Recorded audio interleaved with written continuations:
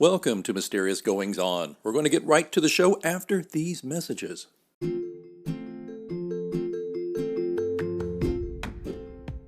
Hi, this is Michelle Cox. I'm the author of the Henrietta and Inspector Howard series, and you're listening to Mysterious Goings On. Do you ever have one of those books you pick up and you just thought, oh, I'll just kind of skim the beginning and, we'll see where it takes me and I'll get to it when I get to it. But then the next thing you know, you look up and you're a quarter of the way through because it's so gripping. Well, get ready. You're getting ready to meet the author of such a book. And I am very excited to welcome to the show Bunye Ngene, who is a Nigerian author. He currently lives in Munich, Germany. Debut novel, The Bodies That Move, was published in November of 2020. It's a finalist in the 2021 Next Generation Indie Book Awards. His writing in German and English is inspired by the uniqueness of everyday life and the interaction between different social groups. But I've got to tell you, this book, The Bodies That Move, which we're going to discuss today, along with his writing life, is gripping and well worth a position at the top of your bedside reading stack. Bunye, welcome to Mysterious Goings On. Hi, Alex. Thanks for having me. It's my pleasure. I guess you're used to being showered with so many accolades about this book, aren't you? It's a great book. I would say yes. I mean, the last few weeks have been very positive. I can't complain. Could I trouble you before we talk directly about the book to ask a little bit about you first? Yeah, of course. Like you rightfully said, I'm originally from Nigeria, but I currently live in Munich, Germany. Yeah. How long have you lived in Munich? A little over 10 years now. I came October 2010. So it's been, a bit over 10 years. And I take it you like it okay? Yeah, I do, definitely. I mean, I studied the language. I have a bachelor's degree in German language and a master's in German as a foreign language, so it's, the perfect country to be in with that educational background, I think. I admire your facility for languages. I studied German in high school, and let's just say I don't know any German. Not even Guten Tag. I know Guten Tag, and I know the U.S. I know a few other things, but very, very little. As we Americans often do, I point back to my grandmother, who was full-blooded German, but she grew up in America in Baton Rouge near New Orleans. So she just sounded like a Cajun.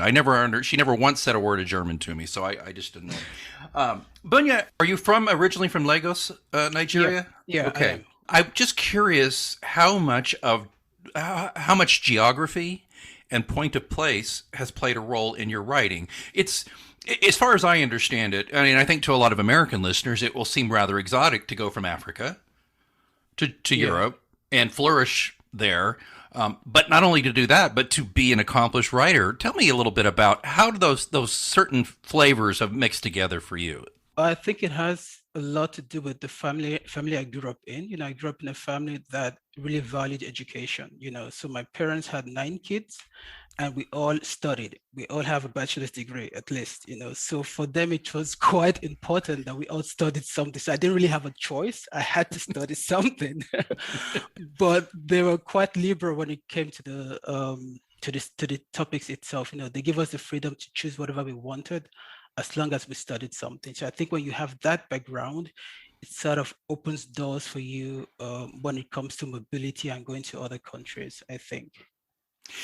And I assume Germany was generally it's welcoming to you? Yeah, it is. It's been nice. I mean, of course, I've had, bad experiences and good experiences as well. I think it would be a lie to say it's all been perfect and nice. No, I've had bad days and good days, but it's been mostly good. I have great friends here and a nice job, so I'm good. Okay, this is the big question. You ready? Yeah. Okay, get ready. Are you loose? Are you ready for the question? Here it comes. I'm good. All right, here we go. Hit me with that. How do you like the food? Tell the truth. I mean, after 10 years, you get used to it, Alex. I can't complain right now. At first, it took some getting used to. The first 1 or 2 years was just extremely challenging. But I think by the fifth year, I got used to the knödel and the Schweinebraten and all that. So now I'm good. I can eat almost anything here in Germany. I just had to ask. I have one of my best friends. He lived in Germany. He was stationed there, of course, in the military for a while, and he loves the food. And now he's back in America, and he makes it at least a couple of times a month. He sends me a picture Yeah, of this massive spread with these very Germanic names of the food that I yeah, can't pronounce, and he loves it. But yeah. I mean, of course, you always have the beer. So if the food is bad, you can always switch to beer. So yeah, you never lose. I mean, I love beer, so I'm good. okay, that was going to be my next question. Very good. Okay, well let's talk about the bodies that move. I was put in now. Don't laugh, but I was put in mind when I started reading this story. And I should just say, I'll just say, ladies and gentlemen, listeners, The Bodies That Move tells the riveting story of a young man who decides to migrate to Europe in search of greener pastures. His journey takes him through many transit cities, safe houses, and detention camps in Nigeria, Niger, and war-torn Libya, and sees him cross the Sahara Desert. On his journey, he meets other travelers, each with unique stories. They are all united, however, by the desire for a better life in Europe. And Bunye, the thing that came to mind there, the singer songwriter Sting. I don't know if you're familiar. He did a song on his most recent album called Inshallah, Okay. which tells the story of these poor people trying to get from Libya across the Mediterranean, Hmm. and it tells the story of a parent trying to keep his child afloat. And Hmm. of course, inshallah means, isn't it, if God's will? I Yeah, think that's what it means. I think that's what it means. Arabic for God willing, I think. God willing, right. Yeah, And so yeah. God willing will survive and get to this brighter shore. And so when I was looking into your book and starting to read that, I got that similar vibe. Um, I guess why did you? What prompted you to go this direction with the story? Um, I think the main inspiration came from just living here in Germany because before the corona pandemic, the most discussed issue here in Germany was the so-called refugee crisis. It was a very political issue, a very controversial issue that pretty much split the German society into two factions. So you had those who were open, who felt Germany could do more to help the refugees, and then you had the other groups who felt Germany had done enough and had to close its borders. So just being around that issue, being in that environment, I think it would have been difficult for me not to write about it as a writer. I think, it was just everywhere. You couldn't escape the topic. And also, as a German language teacher, I had the privilege of working with a lot of refugees, most of them from Africa, but a lot from the Middle East as well, from Syria. So I've had to teach a lot of refugees, and just being around them as well sort of inspired me to go that route, I think. That's not a situation that is isolated to Germany. Of course, United States, Yeah. we have our own. There are two camps basically. Hmm. There are those who believe a rising tide lifts all boats, and then there are those who believe we let too many people in, will swamp the boat and sink the boat. Exactly. Yeah, and I think there are valid points on each side. Right. Yeah. My issue, though, I just my problem. I get not a problem. I guess my humanity gets in the way, though. I have a daughter, and I just cannot imagine. Again, back to that song, trying to keep her Hmm. afloat across this great sea just to Yeah. get her somewhere where she'll be safe and maybe have a shot at a life. So it's a troubling subject, but your book really explores all the ins and outs of it, and it does it through the eyes of all these characters. Exactly. Yeah. Tell me more about that. How you arrived at that device for the book? Did you initially think I'll just do it through the eye of just one character meeting a lot of people? Is that how it went, or tell me more about that? Well, first, the main aim of the book was to humanize the refugees in the first place, which is why I tried as much as possible to present their point of views. It wasn't Right. about the Europeans and how they saw them, because I felt we have enough materials on that. Like every newspaper has some information about what Germans think about refugees, but there are very few articles about how the refugees themselves see their own situations, how they perceive it. And that was my aim with the book, to present their perspective and also to humanize them as well. Initially, it was supposed to be about Nosa, the main character. But as the story progressed, I started including other stories. And I thought, well, he's not going on this journey alone. It's not a solitary journey. He's going to meet people from other countries as well. So it would be unrealistic for me to ignore these other stories and just concentrate on one person. So as the story progressed, I had to include other characters from other countries as well, which required a lot of research because I have characters from Cameroon, I had characters from I think it was from Uganda. I've never been to any of these countries. I don't know a thing about these countries. So I had to do a lot of reading and a lot of research in that aspect, so yeah. But it's just mainly about presenting the perspectives of the refugees. That was the main goal of the book. How about a mundane writer question for you? Yeah. Do you have issues? I love what you're saying, and this is interesting. I think a lot of. By the way, I'm not talking down to Americans, but we're a fairly insular people when it comes to travel, and I think a lot of Americans just think Africa must be the same as the United States. Everybody goes all over it. No, it's massive. It's huge. It's huge. I think it's 2 times the size of China. That's what a lot of people don't even know.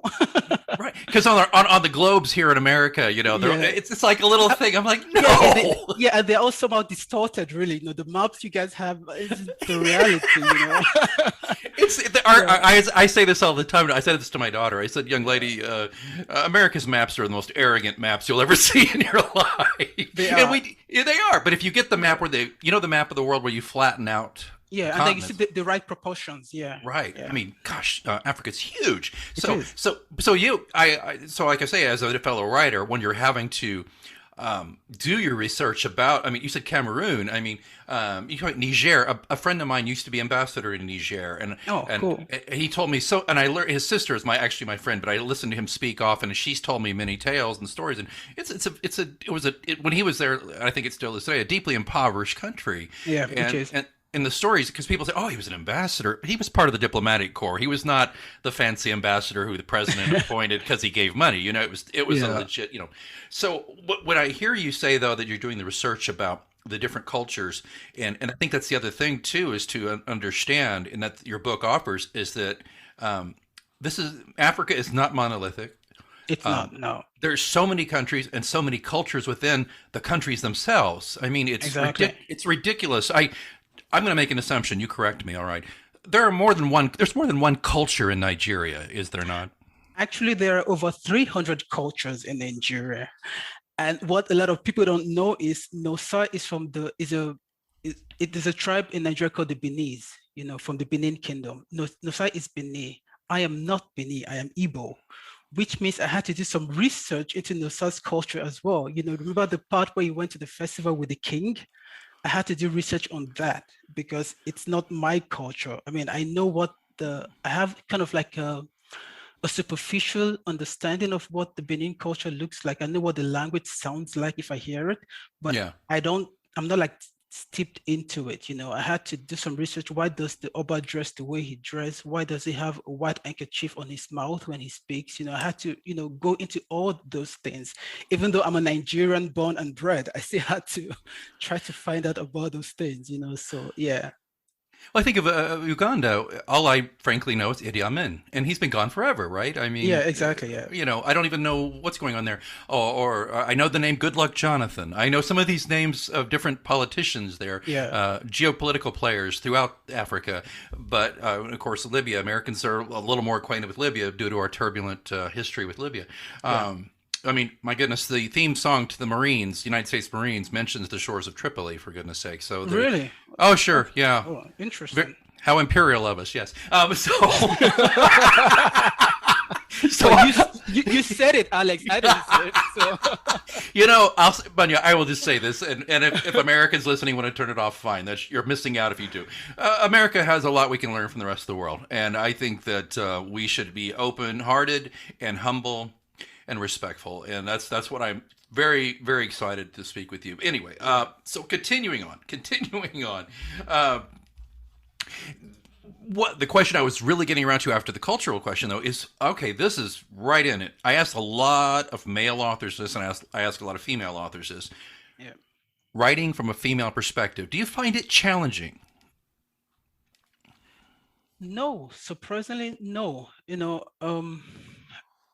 When I started the book, there wasn't supposed to be a female character. Let's just be frank about it. Um, and then as the story progressed, I thought, well, isn't it a bit, I don't know, um, I felt I had to, open up my mind a bit. I mean, I'm a male writer. Why does all the characters have to be men? I could write about women as well. So it is a way for me to challenge myself as well, to include a female writer.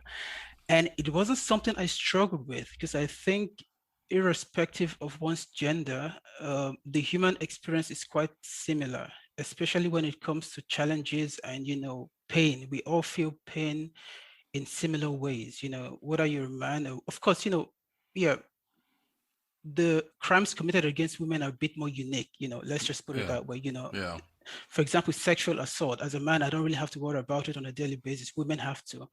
But just that sense of pain is quite similar, irrespective of your gender. So I wasn't thinking so much about the gender of the characters as more about their stories. I think that was what I concentrated more on the stories of the characters and not so much of the gender. And I hope I did a good job with the female characters. I'm not sure, but I mean, no one has complained up until now, so I think I did well. I think you did. Well, the reviews are the proof of the pudding. Yeah, Yeah, you make a great point, especially when we're talking about the refugee status. I mean, men have to worry about one thing, but women have to worry, sadly, about of course. Yeah, not just survival, but prevention of being raped or being exactly. Yeah, sold into sexual slavery or yeah, all these things that men. It's just not going to happen. I think men seemingly run the risk more of being killed yeah, defending their families or just in general or being robbed. Women have all of that plus the sexual, and it's not sexual really, it's because rape is a violent act, but they have that angle going yeah. against them. So it just, to me, I think you succeed that even if it's not overt, there is that undercurrent in these characters. There's we say here in the United States, sleep with one eye open. Yeah. And I think women in particular do that far more than men, and I think males have a hard time recognizing that in general. That's why I want to ask you as a writer Hmm. if that was in there, and you of course just nailed that answer very Yeah. well. Is Tell me though, Bunye, more about the research process. I'd love to know how long it took you to write the book, how much was research, and here, this is real inside baseball. I love to know this, okay? Because I'm in the Yeah. middle. I'm in the middle of my eighth book right now, and I research as I go along. I'll even hear a podcast or a news article or watch a documentary, and I'm taking notes on my phone. And then when I'm writing, I will write down those notes at the top of where I'm writing that day. If it fits, Mhm. great. If it doesn't, I cross it out. Love to know your process, particularly in regards to adding those wonderful nuggets of verisimilitude into your stories.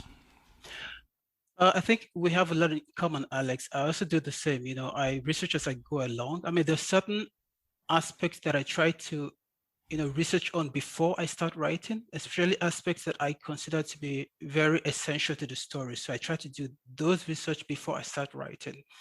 But you're a writer, you know how it is, things change, the story takes its own turn. And as an author, if you're a good author, I think you go where the story leads you. You don't fight it because you, Right. you end up losing. You can't win that fight against the story. So of course I have to also do a lot of research as I go along. The important aspects that I researched on was the daily lives of the refugees, because I Yeah. mean, it's a work of fiction. It's not an autobiography. I'm not a refugee. I've never experienced this before. So I had to find out what it was like, just daily mundane things, like feeding, interacting with other refugees. What do they do in their free time?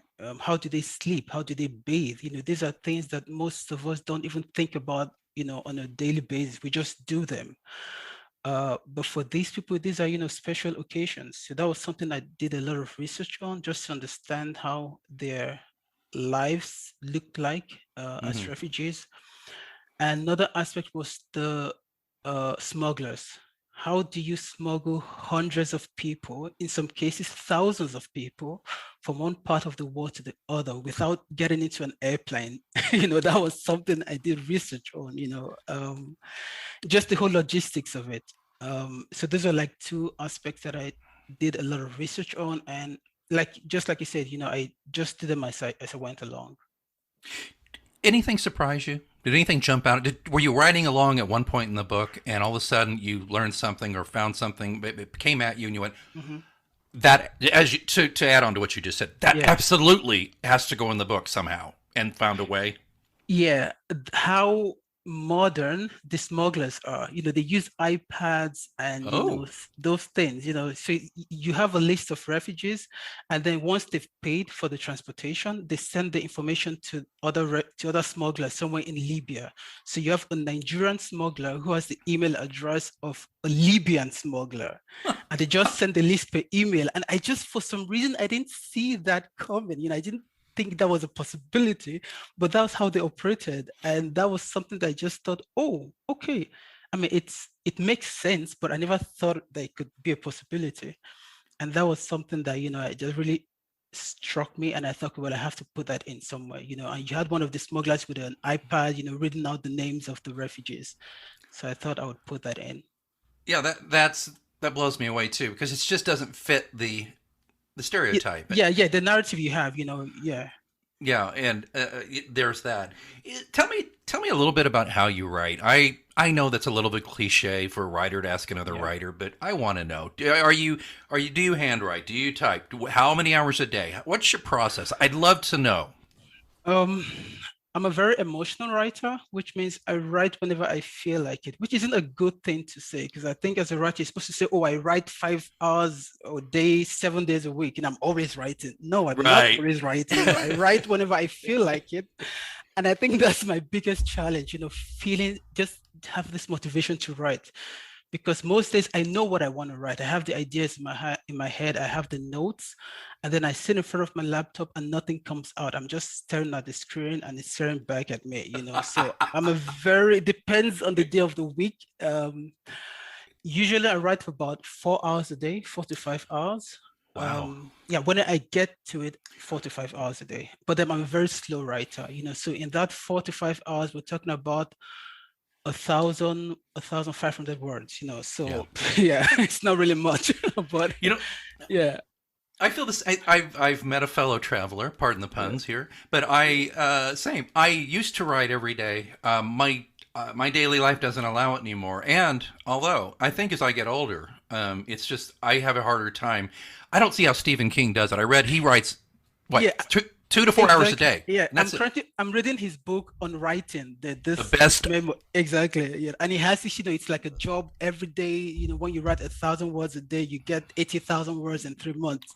And I'm thinking, well, good for you, Mr. King. That doesn't work for me. It doesn't work for me either. Yeah, I even suspected. I talked to a writer friend. I said, he's got to done what Richard Patterson did. He's got to have some people, just a stable that feeds him. But I don't know if that's true. I doubt it. I think King is just a very rare animal. I'm showing Bunye something, listeners, on the screen.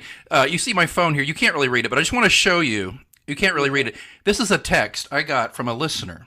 Yeah. It says, and I got it last night at 8:05 p.m. Okay, what time is it there now? About 8 o'clock? Where is it? Where is it? It's 6:30 right now. 6:30. Okay. Almost 6:30. Yeah. This is from a reader. She got my number years ago. How is the book coming? And I was like, and I get this. She used to call. Now she texts. She gets it. I said, "Hi, draft almost finished. Probably ready to send to editor in June. Sorry, so slow." She said, "That is all right." Now, So, do you know what, Alex? When I was writing my book, The Bodies That Move, I didn't tell anyone I was writing a book.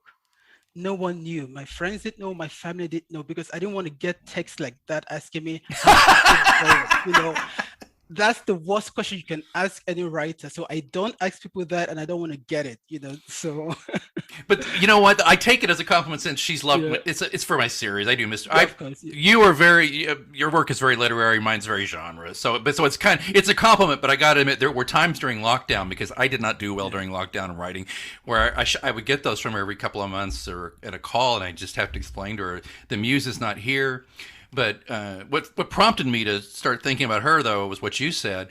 I went from every day to where now I write in bursts. I'm an emotional writer too, I guess. I love the way you put that. I write on weekends now because I don't feel like I should be doing my day job. I don't feel like my wife and daughter understand. Dad's going to go upstairs and close the door, and I can get anywhere from 2 to 5,000 words in a good weekend doing that. Okay.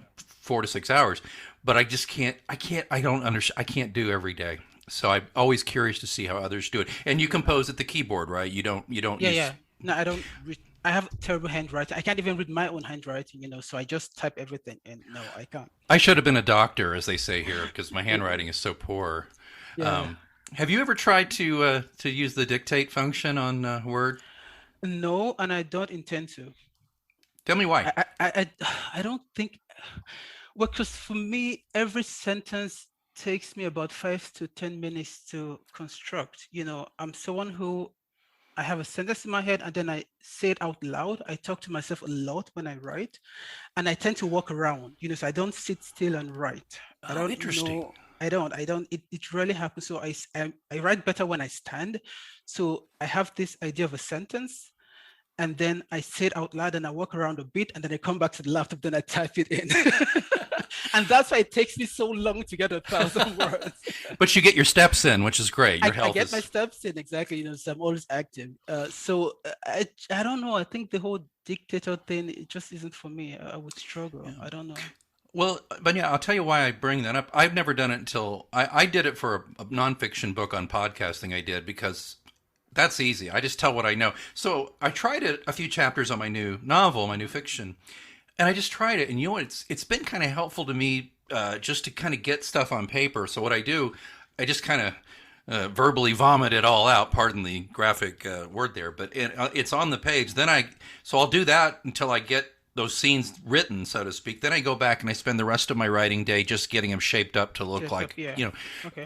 I'm going to tell you this. I don't think I could do a whole fiction novel that way, but occasionally when I get stuck or I'm just cranky and I'd rather just kind of just talk to myself like you do, but have a record of it that I can go back and play with, it seems to work. But I'm always curious about that kind of thing. So, Bunye, as we're talking about the book, though, you've been nominated for a very nice award.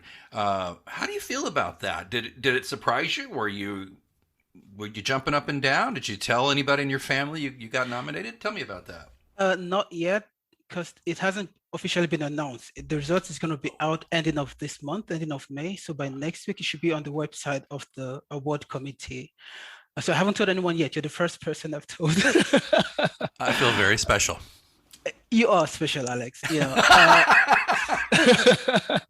So I mean, I felt, of course, it's kind of like a confirmation of what well, not what you already know. It's like what you want to hear. Let's put it that way. Because Right. I'm a self-published author. I couldn't even get any literary agents to take the manuscript. So they start to deal with this self-esteem issue, and then being a finalist of such an award, you just feel like, okay, I'm doing the right thing. I'm not wasting my time. I think Yeah. that's just, the feeling you get, like, okay, I'm actually on the right path. So it's a good feeling to have. Now, are you writing fiction in German as well, or is this book going to be in German as well? Fiction mainly in English. I've written a non-fiction in German. I find that it's easier for me to write fiction in English. It's in my case more of like my first language, so I can play with the language a bit. With German, it's more, scientific terms. I'm good with that. It's quite straightforward, dry, clear cut. I can do that in German. Literary writing in German is something I would struggle with. I've written a short story in German as well, so I could do it, but it would be more work for me, of course. So I just stick to English when it comes to fiction. What are you? You're one of 9 children, as you said. Yeah. Are any of your siblings writers as well? Yeah, I have a brother who's a writer. Does he write fiction, nonfiction? He writes mainly children books and comics. That's sort of his thing. Yeah, yeah. Oh, that's very cool. Is he still in? Yeah. He's Nigeria? based in Nigeria. Yeah, all my siblings are in Nigeria. I'm the only one in Europe. Do you get home much? Do you go home? Yeah, I mean, I try to, once in every 2 years. I was supposed to go last year, but thanks to Corona, we all know what it's like. So I had to cancel the trip. Yeah, but I intend to maybe sometime later this year or next year. Yeah, but I try to, once a year, once in every 2 years. That sounds great. Now, what's on the horizon for you? What are you working on something you can talk about, or are you just kind of taking a break? Or I'm working on something, on a second novel, but I can't tell you what it's about. well, you said I was special, Bunye. Come on, you can tell. You're not that special, Alex. Oh wait, how did my wife get on this call? I love it. I love it. I'm a little bit suspicious. I don't like to talk about my plans. I like to keep things wrapped until I'm ready to share them. As you should, should. Well, as we were speaking of wrapping things up, or as we're getting ready to wrap up, I'd love to know if people want to stay in the groove with you, they can go to Goodreads. I know that. Yeah. You're on Insta, right? Exactly. Yeah. And on Facebook as well. It's Facebook. Are you going to do an author website down the road, you think? Yeah, as soon as I get enough content, because I think there's nothing worse than having a website that's empty. But it's better not to have one than to have one where there's just one or two pictures in it. So I'm just, waiting a bit. As soon as I have enough content, like worthy content, so to speak, I would definitely get an author website. Well, you're going to need a place to put the graphic for winning this indie book award. You're going to need that. You're going to need a place for that. You're going to need a place for your book cover. You're going to need a place to say, listen to my interview with the world-renowned interviewer, Alex Greenwood. There you go.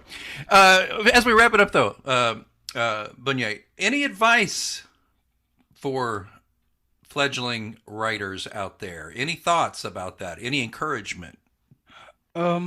Keep reading and keep writing. And I know there'll be days when you feel like, you doubt yourself. But if it's something you really want to do, just keep doing it. Like there's no other way, really. There's no secret to it. Just keep doing what you love and keep reading, especially. The more you read, the better you write, I think. I think you're 100% right. And my advice is a little more simple. Although you know what? You just changed how I think about this, because I was going to say, you can't write unless you put your butt in the chair. But you don't sit in the chair. You stand up to write. Exactly. So I walk around. Well, thanks a lot, man. That would be a bad advice for me. Oh my gosh, Bunye and Ngene, I so appreciate you being on the show. Your book is a revelation. It's beautiful. I look forward to hearing. You will let me know, please, how you do when they announce everything. I'm going to put links in the show notes to everything I mentioned, listeners. You're going to want to follow him on Facebook, Insta, and Goodreads. Read the book. Write a great review because, well, I'm not going to tell you to write a great review. You'll just write a review because it's so good. Bunye and Ngene, thank you so very much for joining us here on Mysterious Goings On. Thank you, Alex. It was really nice talking to you. This episode is brought to you by Spotify and Anchor, your source for the best in music, podcasts, and more. You can also be someone who helps bring more to your life with Mysterious Goings On by being a listener supporter. Please click on the link in our show notes and you will be offered 3 tiers for support. We have a 99-cent per month tier, $4.99 per month, and $9.99 per month. You can buy it with Google Pay or use with a credit card instead. This helps keep the show going. I could use your support if you really enjoy Mysterious Goings On, and lots of you have since 2016. We'd love to keep going, and some listener support like you would be very, very helpful to me in keeping the show moving right along there. So, as I always say at the end of every show, keep reading, but also keep listening, and please consider supporting Mysterious Goings On.